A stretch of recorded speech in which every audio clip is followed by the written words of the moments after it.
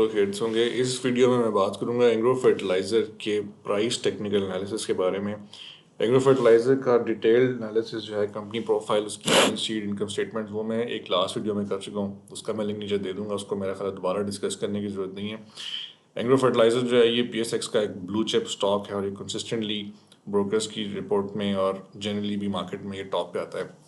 Strong company है, बहुत strong financials हैं, बहुत अच्छी मैनेजमेंट है, one of the best companies in PSX और लार्ज मार्केट कैप है। और इसका स्टॉक काफ़ी अच्छा परफॉर्म कर रहा है। अभी ये 200 पे ट्रेड हो रहा है एज ऑफ लास्ट क्लोजिंग। तो इसका टीए देखते हैं, इसको देखते हैं कि इसका आगे क्या, इसका एक वो है फोरकास्ट।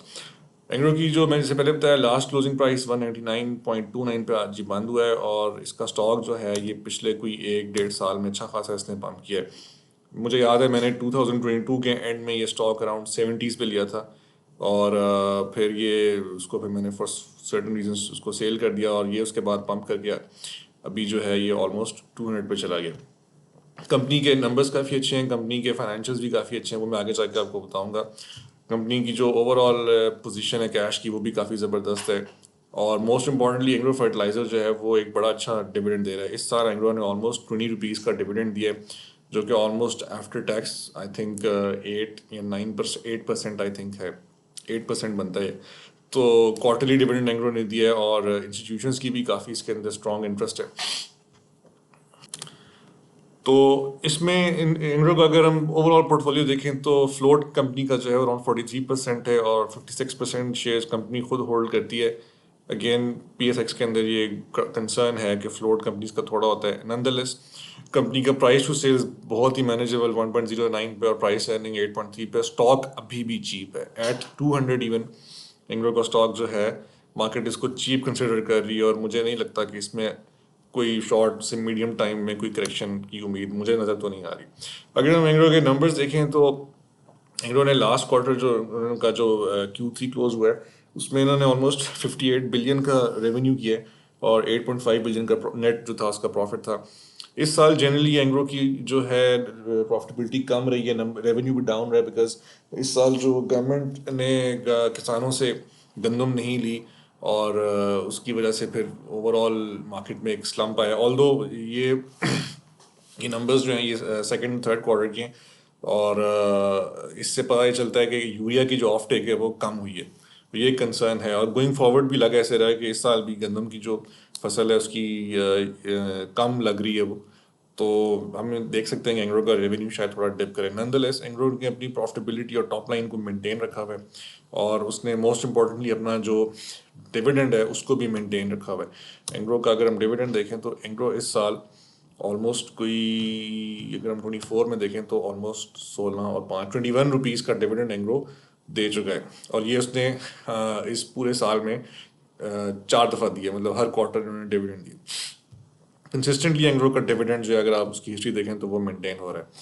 तो अगर हम एंग्रो के इसके नंबर्स को देखें, बैलेंस शीट का असेसमेंट करें, अगेन बैलेंस शीट भी एंग्रो की काफ़ी हेल्दी है। एंग्रो की बैलेंस शीट के ऊपर जो है ऑलमोस्ट 200 बिलियन के एसेट्स हैं। डेट जो है वो काफ़ी हद तक मैनेजेबल है, लाइबिलिटीज़ भी ठीक हैं, शेयर होल्डर्स इक्विटी भी ठीक है। ओवरऑल स्ट्रॉन्ग कंपनी है, कंपनी का एक प्रोफाइल काफ़ी स्ट्रॉन्ग है। और अगर हम एंग्रो का प्राइस टीए की बात करें तो मेरे ख्याल में यहाँ पे अगर आपको ये लग रहा है कि एंग्रो महंगा है तो मुझे ऐसा नहीं लग रहा, क्योंकि एंग्रो के अंदर इंस्टीट्यूशंस की काफ़ी इंटरेस्ट है इस पे। वैनगार्ड और कुछ चाइनीज़ फंड्स जो हैं उनकी भी अच्छी खासी इसके अंदर इसकी इन्वेस्टमेंट है। कंपनी की मैनेजमेंट काफ़ी स्ट्रॉन्ग है, कंपनी के ओवरऑल जो एक टॉप लाइन है वो काफ़ी स्टेबल है। मुझे नहीं लगता कि एंग्रो को ज़्यादा डिप करे। अगर डिप आया भी तो मैक्सिमम 150 तक शायद आ जाए। अगर वो आता है तो वो मेरा ख्याल है इसको एक्यूमुलेट करना चाहिए। मतलब स्टॉक कहीं से लग नहीं रहा कि महंगा है, मतलब इसके price to sales, price earning जो है वो भी कम है। एंग्रो को भी लोग चीप कंसिडर कर रहे हैं। एक वजह इसमें ये भी है कि जो दुनिया की मार्केट्स हैं वो काफ़ी एक्सपेंसिव हो चुकी हैं, टेक स्पेशली काफ़ी एक्सपेंसिव है। तो फंड्स जो हैं वो थोड़ा बहुत इस तरह की इमर्जिंग मार्केट्स के जो अच्छे स्टॉक्स होते हैं उनको भी देखते हैं।